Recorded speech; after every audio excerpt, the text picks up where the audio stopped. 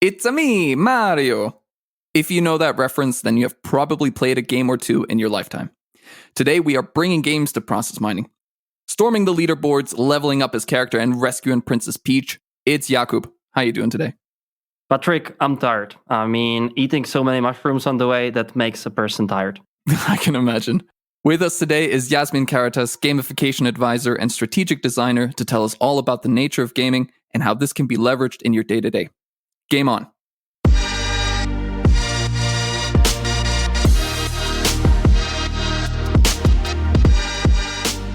Patrick, I gotta be honest, these beginnings and starts of the episodes are getting progressively harder because you have to somehow introduce the guest, you have to introduce the episode, and I'm sort of running out of ideas here.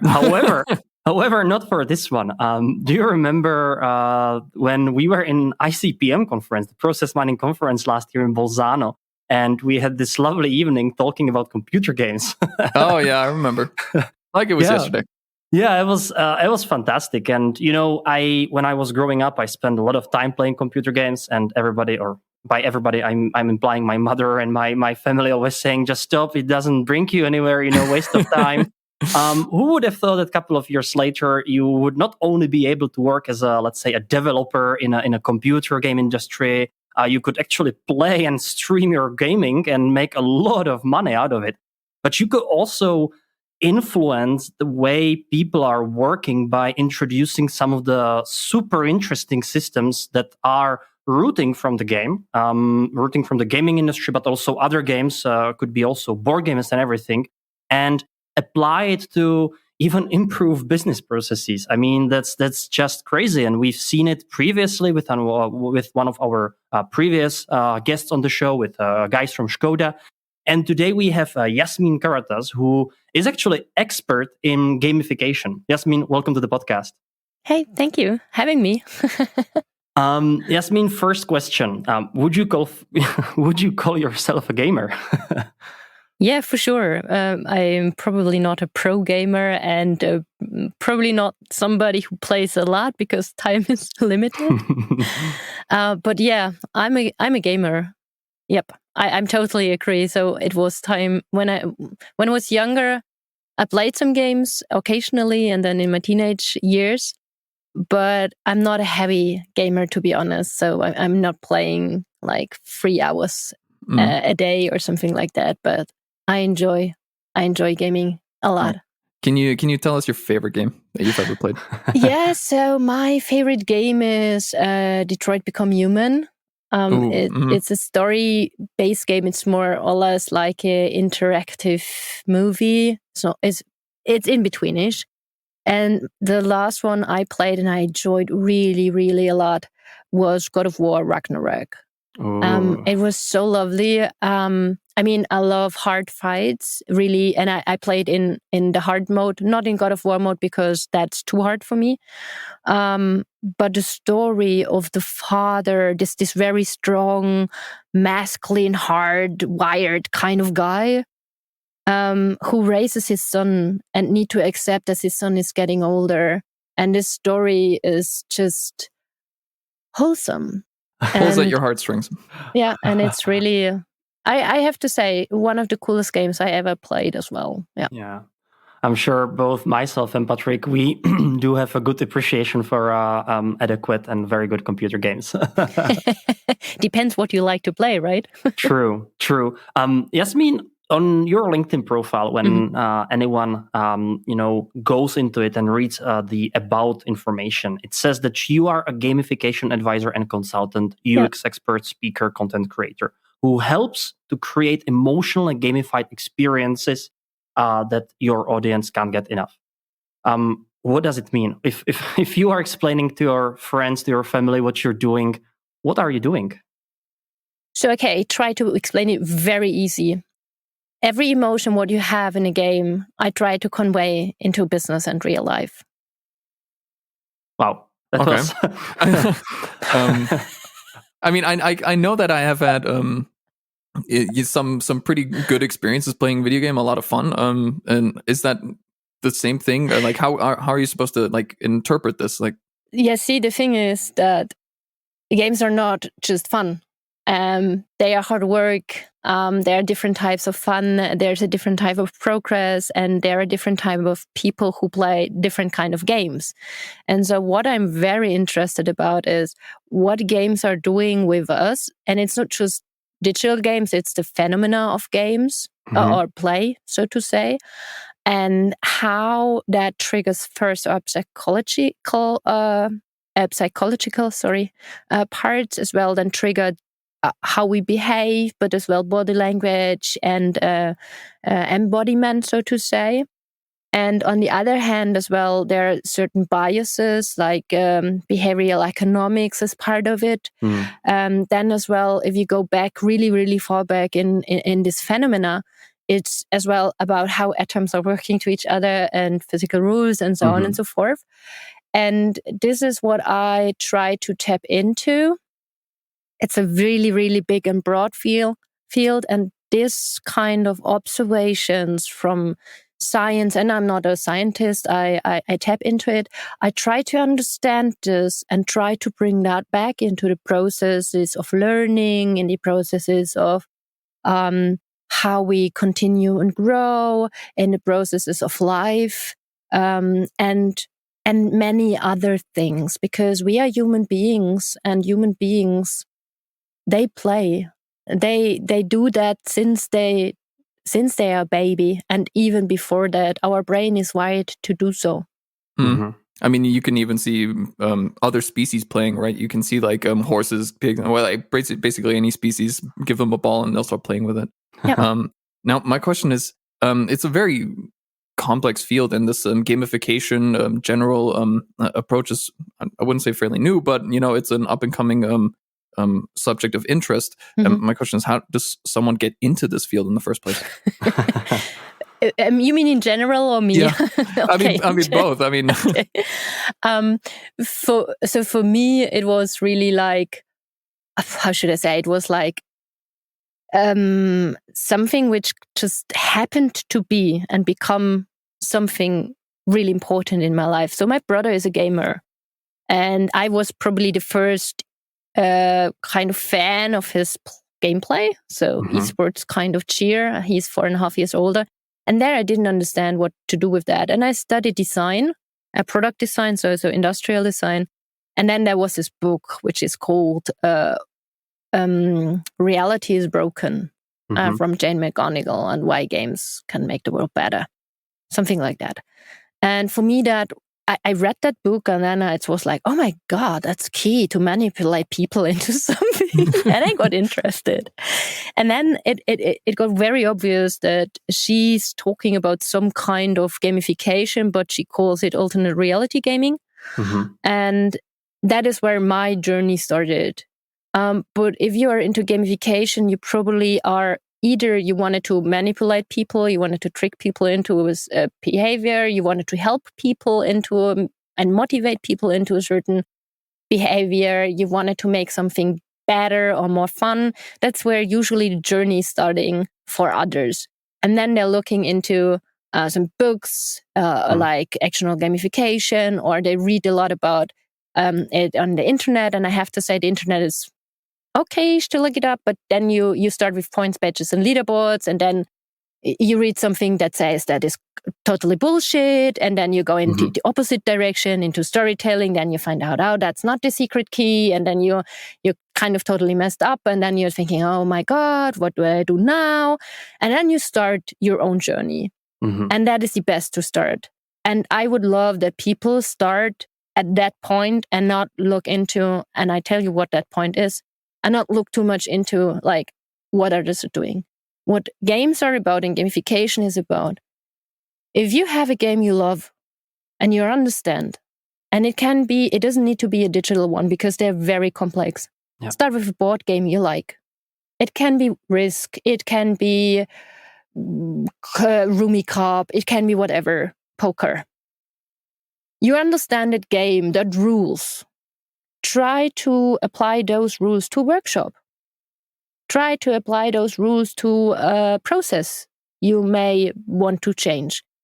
It's a lot about experimenting. I would love that people start with that rather than just read about it. Then start reading about it. Why is that like that? Because then you understand it better.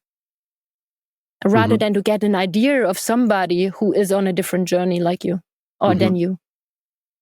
So if we are faced with some sort of, you mentioned workshop, and you saying it would be pretty interesting, pretty cool to apply the rules on an actual workshop.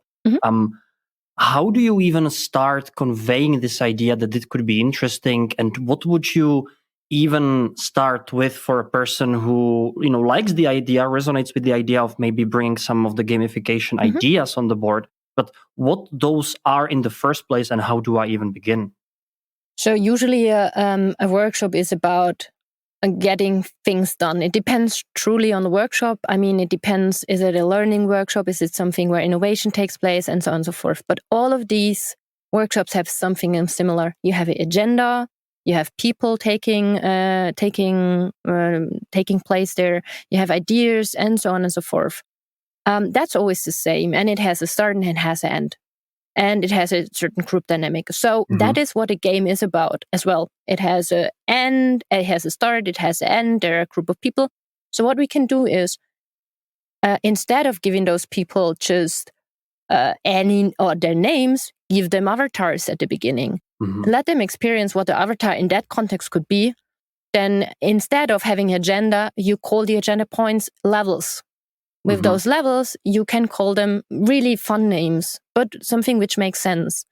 And on the journey, people can write down what they've learned. So on their hero cards and stuff. And that is something which then gets at the end that the people can take away. The learning is completely different because it's dedicated to them. So you're shifting the context completely around. And that is what you can start already the next workshop. And it's easy to apply.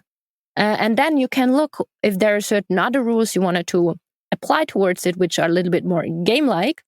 And then you can look how it works. And if it feels fine, continue with that. If not, you need to change something. Game design is not about to have at the beginning a perfect game, because that's not what's happening. Game design is something where you need to play through and experiment and balance it out till you have a perfect match. And then still there are DLCs and whatever. So new chapters of a game which are developed and so forth. And a game is not, and that is what people usually not understanding gamification is. Gamification has the end and should have the end. Even games have an end. They have an end.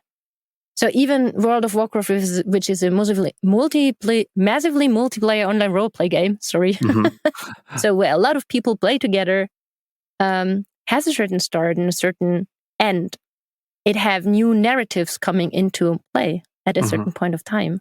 And that is what a lot of people don't understand about the gamification part, that it can and it should have an end. It's not foreseen for be staying since and for always and forever and they happily lived. How is that ending for a fairy tale? I just forgot Ever it. after. Yes. Ever after. Ever after. So that's a fairy tale. I'm sorry. You mentioned experiencing like a meeting like with, instead of a participant, as an avatar. Can you, for the people that don't know what an avatar is? Sure. So an avatar is something what you would choose as a kind of, I would say, representation. Doesn't matter if it's a human or not, but you identify yourself as that representation. It could be a picture, it could be a hero, a well-known like Superman, Batman, Supergirl, whatever. It can be a rainbow with eyes, whatever. That's an avatar standing and representing you as a person, but maybe in a different way. I always wondered, given your line of work, the people choose avatars for themselves.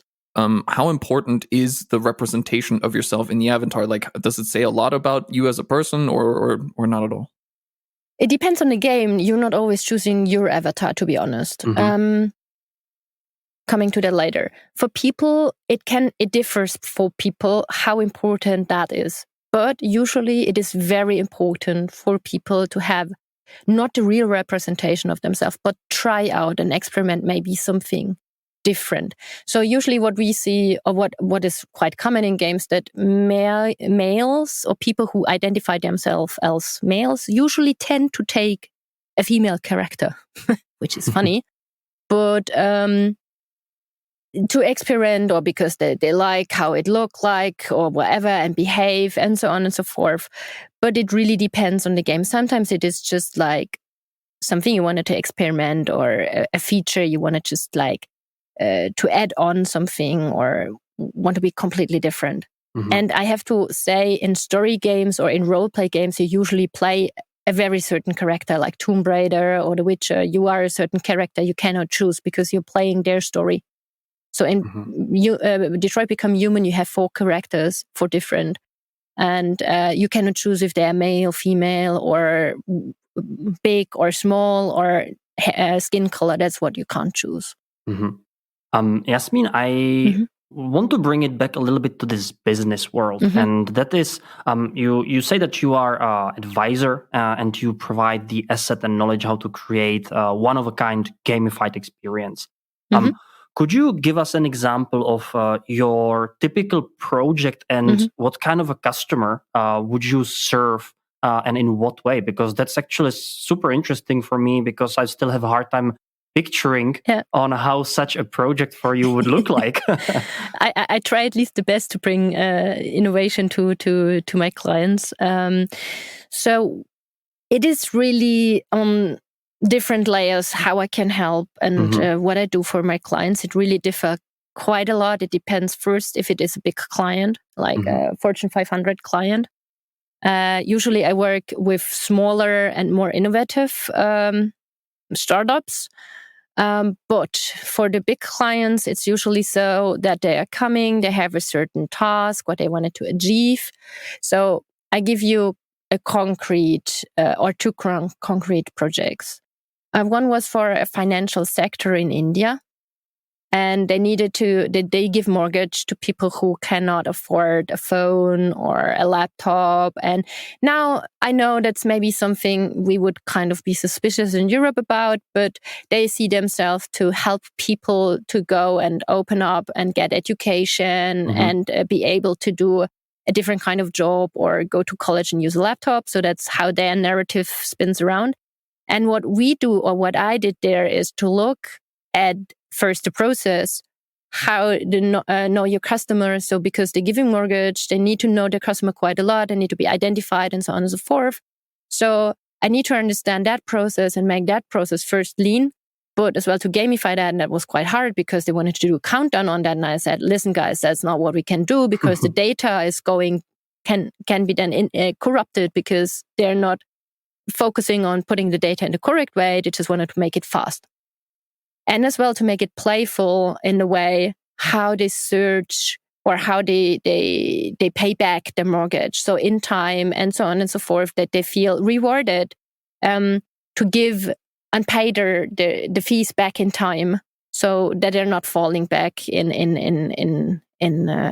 pay a lot more than that. And so we build it as well for India or for that space. It's kind of important to understand they're completely different culture.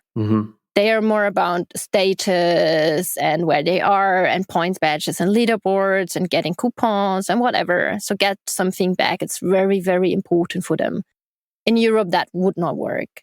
And that is what we then need to apply, or what we were asked to apply. And so in this kind of very special project, I designed the concept, I designed the gamification backbone, which means if that happens, what happens then? How does the level structure look like? How does I would say, punishment kind of look like, if there is one? What rules and restrictions are there? And even so, I wrote the user stories for how it needs to be implemented with the technical guys and for the UX. And for smaller companies, usually for startups, they're reaching much more early to me, and I have more freedom in how the business model as well looks like, because they can shift the business model on the way a little bit more. So I give them more on the idea and flavor of what they can do, but I say to them, okay, listen, you need to first as well check if that is working for you. If that is working for your clients, I would do that and that as a feature. So I go through with them. We go through their journey. First, I ask them who you are. Why are you doing? What are your principles? What are your values? And then I look into what are your target users. If you have data, fine. If you don't, we look into what you want as to attract as users. What values do they have? What principles do they have? And what emotions do they want to have if they're using a product? And then I combine that into a process which I have, into emotional process. And there I look, okay, how do I bring all of these together? And what kind of mechanics could help? And that, for instance, was now a positive feedback app or application for companies, where people should give other people positive feedback. But if you just reward them to give them kudo cards, that's the word for it. So kudo cards are, may you know them or more heard of that. If you just reward them for giving kudo cards, it wears off. So there are certain times which you can make it more interactive and fun and engaging and more meaningful. And that is what I'm looking into. I give my ideas and give some high-level designs and how I would do that. And then we discuss that. And then they are a little bit more open in their technical, how they wanted to do it. And then they come back to me when they are at a certain point and have a problem. Or now I did complete quests for them for a journey, but the journey is not necessary to do. So I have sometimes more freedom with startups. And that is very satisfying for me, to be honest. So you mentioned a lot of interesting things. One of those is the emotional process that I want to circle back to. But in imagining the output of your work, you mentioned that it's like an application. Is it something that a user can go on and check their profile and their level status and all these things? Is it always an application, or could it be like an alternate reality type of thing, or a document, or what's the range here? It truly depends. So I do from analog workshops to analog escape games to complete full-fledged digital hardcore integrations. It really, so what I'm not, see the thing about gamification is it's a method. You can apply it to whatever, doesn't matter what it is. And that's the beauty, but as well, it's the hard time, or what makes me a lot of hard times. Sounds like a very creative field for you to generate a whole bunch of different applications of this method. Yeah, and it is, but the thing is that if you apply that method always the same, it's always an application where you can go and look up your status.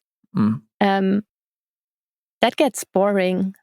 So I try to see and build it a little bit more in the game-like way, which is not just a gamified approach. So I try to mix a lot of different, how should I say, mechanics and methods.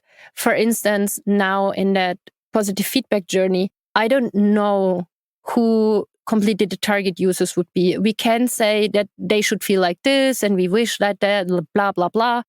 But there are certain types of people in it who I always give the reference. Some people love to play shooter games. Some people love to play story games like me. Others love it more strategic. And we never know 100% what people loves to play what.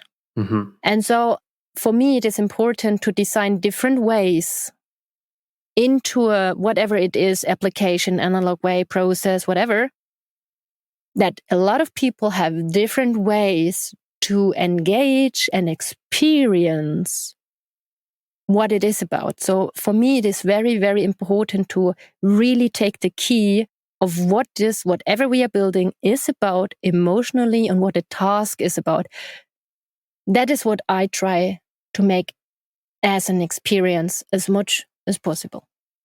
Now, Jasmin, process mining. Let's put it into a role play kind of a thing. As a part of preparation for this episode, I was thinking, how could we make it spicy and interesting? And to be honest, business process management is probably one of the dullest disciplines there is. Hey, careful now.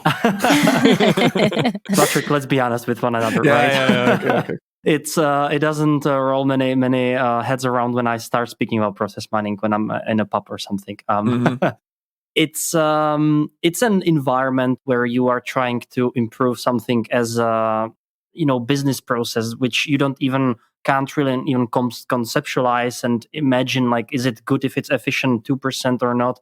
And it's difficult to roll and get everyone excited about continuous improvement, about adoption of the work that you are doing, because there's so many tackles that you have to do to even get the people moving. And so I was thinking, let's imagine, Jasmin, that you are a process mining consultant.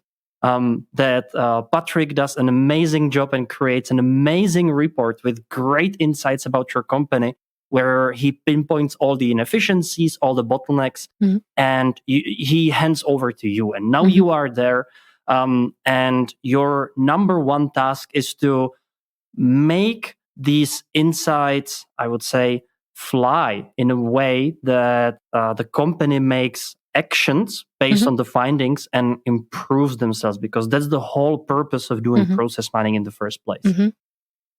So either we can build a complete kind of narrative around it, game-like, which a lot of games usually there are a lot of games which are completely strategic, which are just about improving things. I mean, to build the best factory, for instance, and then you need to improve a certain stuff. And the fun part about this is that, to be honest, a company is nothing different. It is a factory in a certain system. And the fun part is, if we're giving those insights maybe a certain different kind of what it does, a certain kind of, how should I say, that is now a machine, or that is now an assembly line, or whatever, to make it more concrete to people who are not in that field, because CEOs, they look at it and think, okay, good, what should I do with that? Because maybe they don't understand everything about what is on there. And sometimes if you give them an example, it doesn't matter if it is like a Lego and you have different colors for that, and putting it into the right place and try to make them understand. If you have that and you're putting all the stacks above it, and it's just like a one tiny basis, it will probably crack at it or fall down at a certain height. And so you can make them experience first that they are a little bit more open. That's just the beginning, to get into the insights and look into the insight, that they understand how important it is to really take that serious. Because if they don't have that in place, the tower at a certain at a certain scale of company, it will crash and smashed. And then what else could be done is, if it's going into the implementation phase, you really could do something like a dashboard where people see what their impact really is in real time, and that is very important. The feedback, the direct feedback, not 1 year later, direct feedback, in time feedback, is very, very key. And that is something where you can use game technology like the Unreal Engine, which visualization is there to visualize real-time data. And that you can put in there. And if you see something where your insights were put into place, it changes everything. And that is something very important, that people can see their impact. And even if you wanted to give people, you can scale it up and scale it down in the gamification area. If you have people who, with an avatar or whatever we talked about, you can put skill sets on their place, what they now changed and their achievements and so forth and so on, so that they can grow with the implementation they did. And what that is people in a workplace usually love to have a certificate to show somewhere. They love to have a certain kind of learning curve or whatever. if it goes to the implementation part, somebody needs to implement it. Because usually what we're having is, okay, we have the project, and the others, when you change jobs, they need to believe what's standing on there. Mm-hmm. And that's the reason why a lot of people love to have something like certificates and stuff. But that is just one part of the side. I think there can be multiple other stuff what can be done from my point of perspective. So one of the core processes that we very often work on is basically improving invoice processing, making sure that the company is paying on time. And if not, we have to dig into the root causes. Why is that the case? And I have to agree with you that this instant feedback on how they are doing is super cool, because we've done it with one of our core products, the applicant payment checker. If they verify that there's an applicant payment, then just check it, and it instantly goes into this category of this is how much we saved because we prevented the applicant payment. However, not always it's the case that you can just simply put a label on something like, okay, you did this, and it probably will take a year to improve something. And there's so many areas that you could go into. And of course, there are also different stakeholders in these projects, because there will be different motivation for business users and different motivation for data analysts. I mean, what should I make out of that? I mean, you need to understand truly the motivation of those people, and as well why they're doing a certain thing, because they have a certain goal, what they wanted to achieve, whatever it is, right? And that is something you can lend them. Sometimes as well, you need or help them to achieve in such a system. Sometimes, to be honest, if it's about business and hard business, why not say, if you don't pay in time, there's a consequence? Because that is something which usually works as well quite well. If it's something about, okay, people usually not talking about punishment in gamification, but it is something which works quite well for the brain. So if you make that aware upfront, where you give that risks and mitigations, and you can make kind of a simulation that you say, see, if you don't pay that in time and that not in time, and always like not in time, there will be some fees which will be calculated, and that is at the end of the year, it makes that sum. You can save that if you put that and that into place. So that is something what could help to achieve that quite easily, because people working, they are different from the mind and processing certain areas and get motivation. And on the other hand, if you have an analyst, right, he loves maybe to dig into certain areas. Maybe you identify an area which is a problem, whatever it will be as a problem, or whatever it is as a problem. Give those person the opportunity to play a little bit like detective, so that they can observe, they can dig into and put their strength into place. And that, right, it is now very hard to say put that and put that and put that into place, because I don't know all.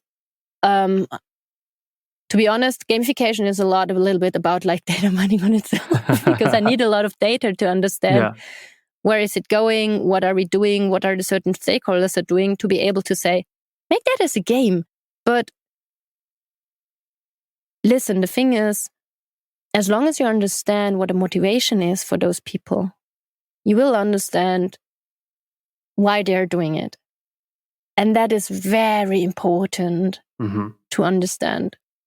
And it is a job, and this job description has some certain jobs to be done.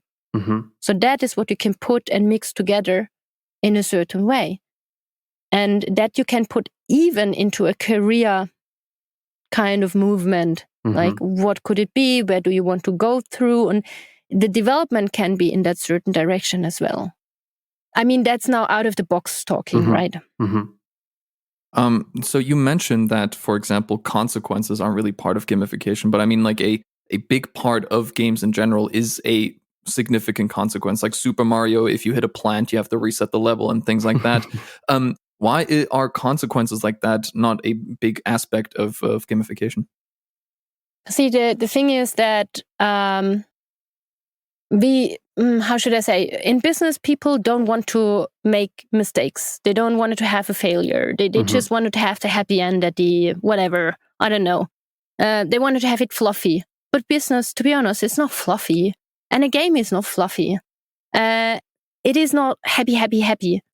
You will have failure because you need to learn. And that is what a lot of times in gamification is a, how should I say, not really talked about, because they say, oh, gamification is part of making it positive, positive, positive. You are not learning if you're not failing. And for this, you need to make failing fun.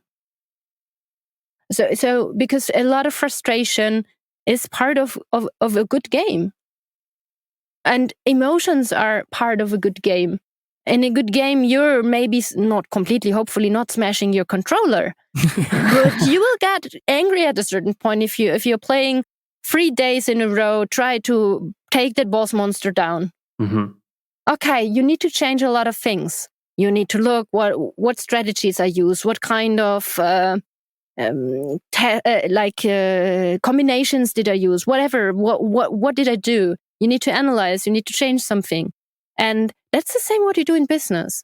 But we are not allowing our people to enjoy this, that they are failing, that they make their experience, and that they may write it down and they get not punished, but understand that they need to begin at the beginning and start again. Like positive feedback for failing. Yeah, positive feedback for failing, but still at the failing, you have a game over, right? It's not that positive, but it gives you a break. It says to you, now try again. And in a system, you know exactly when something is wrong. You know, you can tell. The human can't, but the system will tell you. And so the system can take you out and say, I don't think that's right. Start from the beginning. Maybe it's the next time. And it's not about the educational part. It's more about getting the best out of both worlds. Because the system knows exactly right or wrong, but the human need to get creative, which a system per definition, if it's not a machine learning or not the AI, which as well need an intent from a human being, cannot do. But that is what human beings are unbeatable. In patterns and in creativity. One of the major issues is that while I totally agree with you, and I love this focus on the motivation of each of the group that you're working with. I think that's beautiful, because C-level, who is responsible for the project, will have different incentives than the business users, which will have different incentives than the project manager. Yeah. And that's great. However, we are still very often failing at this point where we have the product, we may even understand the incentives, and we have the problem highlighted in front of everyone's faces or eyes. But we are still failing and at making it really everyone's problem and bringing them into the solution that we provide them with on a regular basis, and basically hooking them in, I would almost say. By the way, great book, Hooked. It is a great book. Hooked is a really good one. But I have to say, you need to change one thing, and that's it misses like the motivational part. The action is like, because the feedback loop is kind of hard to understand if you're not changing that part. But that's another topic. It's just like an add-on to understand it better. Because the trigger is usually misunderstood from my point of perspective. And that is something which is very important, the trigger. And that needs to come from the outside. And a lot of people mix extrinsic and intrinsic reward with that hook model, because they say, oh, I need to have an intrinsic reward, but the trigger comes from outside. That means you need to have something which pulls you into the habit loop, so to say. And then which is then you have the trigger, I think the motivation, action, and then reward, right? Incentive, reward, something like that.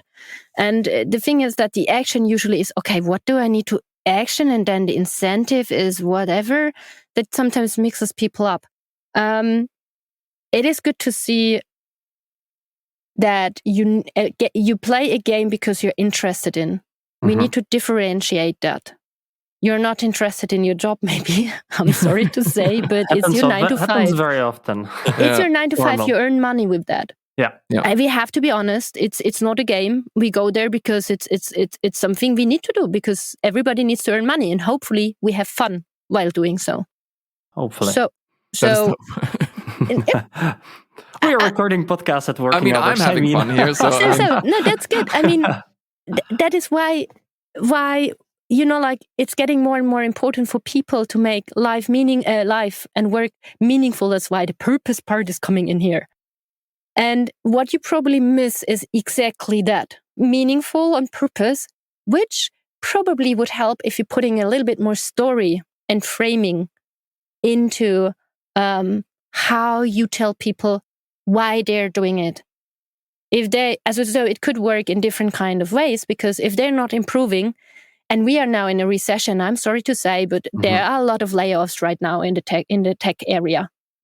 And if you're not lean in this process, you may lose your job in the future. You don't have to have that as a narrative. However, you can put it into another kind of storytelling mode and framing, that it's more into the job, that the people understand my job, what I'm doing, even if it's a small part, is very, very meaningful. And that always reminds me of Momo. I don't know if you know Michael Ende's Momo. Like that's It's a book about a little girl, and she fights against the gray man of time. So they're stealing the time from people away. And there is this street cleaner, and he usually does it step by step and very good. And one day Momo visits him again, and he is very rushed and very into stress. And she asks him, "Why are you so in stress?" And he says, "Because I see the end of the road, and I need to do that in time, and I need to do faster, and I need to do it, like very." And she sees that there's no joy anymore in every step he's doing, and he's doing mistakes. It's not as clean as before. It's not as passionate as before. And what that shows is, if you may not give people the end goal, like the end thing, what they need to achieve, in a narrative way, maybe in a future of time, whatever, we don't know when, but give them that their work, what they're doing, meaningful, and why they're doing it, and why it is important, for whom they are doing it, and how does it go into the process. And I think that is very important, and that is what games are doing quite well, if it is a narrative or a story game. They understand that you give a narrative, but this narrative is not a stupid one, and the goal is something, not just save the princess. It has some meaning, and on that way, you understand that everything you may do has an impact on the story you're playing. And that is why I love Detroit Become Human, because that's exactly what a game is about. One of the concepts of doing process mining and business process management is that it never ends. It's they call it continuous business process improvement loop for a reason. And at the beginning, you mentioned that one of the things that you should always be aware of is for the game to have an end, so that you have something to strive for. How would you tackle this in our approach of work? Because process is something that you can always keep improving. So would you just cut it into smaller pieces? I would put it into smaller, achievable pieces, yes. Because just again, giving you the reference of World of Warcraft, which is one of the massively multiplayer online roleplay games, which is now here for 12 years more. Yeah. So it's very long lasting. And a game you revisit or have different narratives. So it has certain levels. And with every level, you are earning whatever it will be. And you have a mastery part. And you need to now understand, okay, do we have a mastery part in process mining? Don't we have? If we don't, you need to pull up new kind of narrative and different levels kind of a way. because what you're doing, or you need to have endless levels, but at a certain point, endless levels get useless. Yeah. In our brain, we get used to certain things. So what I would do is, you have a year, you have a half year, or whatever, kind of looking into a process, probably, I don't know, I would guess.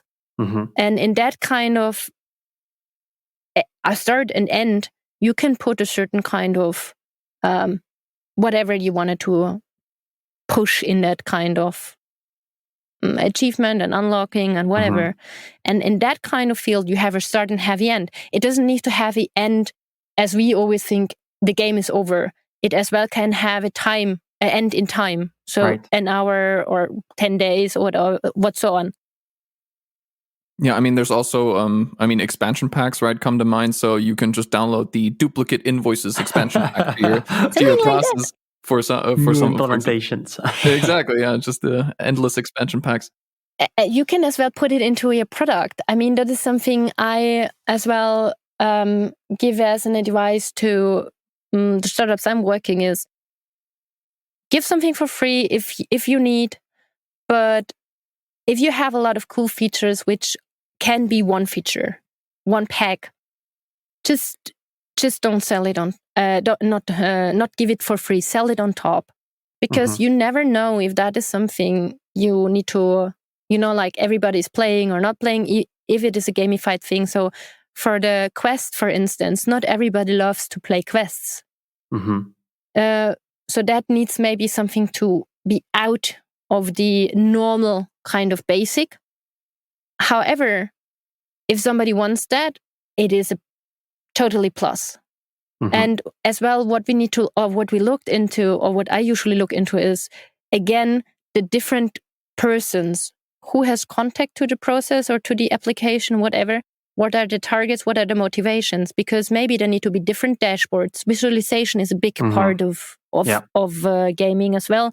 Making it juicy, making it interactive, making it fun to use, but easy to use. And so they're different. In that case, they're different dashboards for different users, which sounds familiar if you're talking like, okay, for a normal take, okay, sure, the admin should have a different kind of dashboard. But for feedback cards, why should there be different dashboards? Because a team lead has completely different motivations. Looking onto his team, what changed, how they feel, that he can mitigate if somebody feels bad or good or whatever, or the effectiveness of the team goes down. And as well, may in the dashboard, it shows that they're unhappy. He can ask them, hey, what's wrong? Can I help you? Do you have stress? Is something wrong with the family? Whatsoever. And for the personal use, he probably is the same as a normal single user. And then for teams as well, it's a different usage as for a single user. And that is what you need to take into account. How is the power play in this setup? Is it a single player mode? Is it a multiplayer mode? Is there an admin? What is necessary for them? And how do I visualize that? And how do I help them to get their business done in the right way and understand it? And maybe there's a beneficial part. And that comes on top. It is something which, from my perspective, should not be in the basic version. It should something be on top. Not every company needs that. Not every company wants that. But it's important that you develop it. So this is, I have a really good question. I mean, so the asset creation of this, I mean, making the things look fun and all the UX that goes into that. I mean, how much of your work actually is spent creating that fun factor? A lot in concepts. A lot. I'm not a UI guy, so I usually help to understand what it should be and how they can do it. So, for instance, because we are now in the narrative of that feedback giving thing, we use emotes or stickers or memes and stuff to make it more understandable, fun, and that it's a little bit more animated. It makes more fun to click a button, which is giving you not just like the normal kind of, yes, it turns different color when you hover it. It makes some bubbly thingy. You know, you love that. You wanted to click it. You need to be careful that it's not like a delete button to make it bubbly and fancy because you don't want to delete things. But it goes a lot of part into this juiciness, into that fun factor that if you did something that you have a congratulation with maybe some sounds, maybe you're LinkedIn users, right? Maybe in last time you observed that or heard that there is a tone now. Yeah. A good one and the one which is like kind of bad one. See? That is as well juiciness. A lot of times we misses some of the feedbacks, and music or audiovisual feedback is very important as well. And that is where a lot of this juicy part comes, or this UX part comes into place as well. How the user is guided through something and so on and so forth. That is important. So next time I'm building a report, whenever my KPI is dropping down, I'm just going to put there a huge alarm. Just this alarm siren. Yeah. Everybody in the office hears it. And they're like, what's going on? But that would be awesome. Or like just, it sounds maybe odd, but use emojis. If it's going down, you may put some emojis as bars. Because people completely understand immediately what you wanted to tell them. And even so, you can make animations on it on a report. People want to understand that. They want to play around with it. You can even make it interactive, that people play around with the report. What happens if I put that up? What happens if I put that down? Yeah. Because that is what people love to do, because they want to understand. They wanted to experiment. They wanted to observe. And the more you're doing that, the more you're doing such things, your report gets playful and your report will be understood. Can I ask, if you were to look at a job in a specific process, like for example, purchasing, what game would you choose to mirror this type of activities that they do the closest? Is it like a, you mentioned God of War, is it like a Super Mario? Like what is the most accurate game in your opinion that reflects the activities of somebody in purchasing? So if somebody needs to purchase, so in the so to purchase some whatever it is from another client, B2B, Sure. Okay. The closest one would be probably something like where you make a restaurant simulator, probably kind of that way. Because it's you need to understand how much you have in stock. You need to understand what meals you can prepare, and you need to hit a certain target, but your clients need to be happy, whatever the clients will be. So something like those cooking simulators, it's more like a casual game, to be honest, where you have those simulations. This is probably very close, and then Anno, like those strategy games. Or Age of Empire, those games are very close to, okay, I have that budget, okay, I need to build that. It's a little bit more free. You don't have those targets you need to reach. But yes, that is more or less where you learn quite a lot of those areas. Or if you love a little bit more tactical, StarCraft probably as well could be something you could look into, but it's a little bit more strategic, but you need to be very careful. And Hearthstone probably as well. But that is very far away, so to say. It's not like 1-on-1, but if you understand about the strategical part of, I have those cards, I need to play those cards, or poker, good example. You probably you can understand, okay, this and this would be what I learn out of that, but you need to be able to convey that into your language. And if you're not able to convert something into your purchase language, so to say, in your job language, then it's just a game. And it won't help you because you're not understanding the learning behind it. I take issue with the fact that you or I'm very surprised by the fact that you said that purchasing is like a kitchen simulator, because then I feel very bad for the people in purchasing, because I've played a kitchen simulator once and I've never been as stressed out Yes, I have played that game. It was so stressful. I was sweating afterwards. But in Purchase, it is kind of the same. Everything you're doing have a tremendous impact, or can have a tremendous impact on the financial side, on the taxes or whatever, or even on the side of the that you need to take everything into understand if you need a lawyer to understand everything what is written in between that, or if something is happening and maybe you have a budget you need to mitigate, maybe there's as well where you need to I'm just thinking of such a game. Maybe as well Detroit Become Human can be in terms of how to mitigate and discuss with people what would be the best option to go for.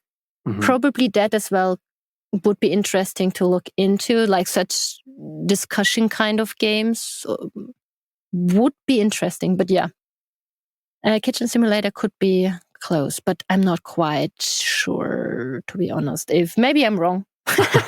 I'm not always right.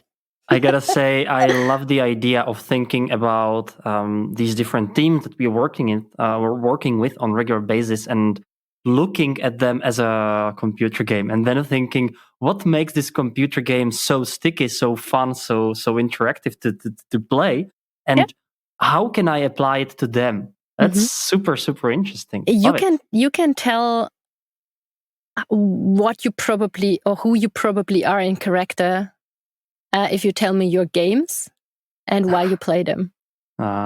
So that is something where usually I'm quite of rightish, where you are very strong in what you're doing and why. That's interesting. I'll rather keep it for myself because I suck at all of them. No, it's not important that you suck at them. It's more important why you play them and what kind of game it is. It doesn't matter that you suck at them. But I can totally understand. Jasmin, unfortunately, we are running out of time, but my last question would be, what gets you excited about your job? Humans, to be honest, or as well the brain, so to say. What excites me really is that there is something in game or in play which seems to be older than us as human beings, and our brains in general are older than so the structure of it is older than us. And that makes me so much excited that I'm able to take a look behind the scenes and that I can help companies and with that people to see a little bit of a different flavor in their job and in their lives. And that excites me quite a lot. Well, all I can do now is also wish you all the best in your career. Looks like a very exciting and interesting one. And now my last question would be, where can people eventually find you and find out more about you? So you can always follow me on LinkedIn, Jasmin Karatas, if you want. I have a website which is jasmin-karatas.ch. So you can Google me, just Jasmin and Gamification, probably, and you will find me. So that's probably the fastest way to do so. I think then you will find all my channels on Instagram, Twitch, LinkedIn, wherever I am. And we will definitely add all those links into the show notes of the episode, and also be sure to check all the videos that Jasmin have on YouTube, including a few TEDx, nice talks. So very, very cool stuff. Jasmin, thank you very, very much for joining our show. We really appreciate your time. Thank you, Jakob. Thank you, Patrick. Of course. And for you, dear listeners, well, as usual, thank you for following us and listening to our amazing show about process mining. What actually makes me super happy is that we can also divert a little other topics than process mining only. So not only really business as usual, but going into these other areas such as gamification, brain motivation, and everything. So very happy about that. And, the usual, if you have any question, just write us an email on miningyourbusinesspodcast@gmail.com. We are very active on LinkedIn. So if you have anything that you would like to share with us or you would like us to talk about in our episodes, just reach out to us. Thank you very much, and talk to you in another episode of Mining Your Business Podcast. Bye-bye.